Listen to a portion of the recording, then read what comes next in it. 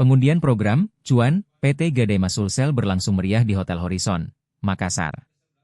Dalam acara yang disiarkan langsung di akun IG Gadai Mas Sulsel, Firna B. dari Gadai Mas Tarawang Jeneponto berhasil membawa pulang hadiah utama berupa sepeda motor.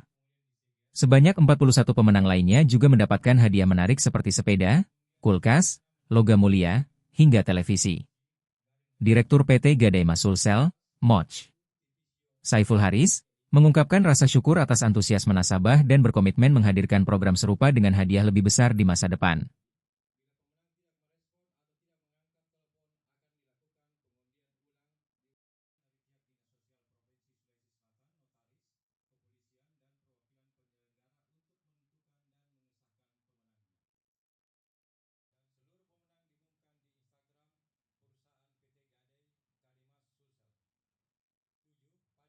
Download Tribun X sekarang, menghadirkan lokal menjadi Indonesia.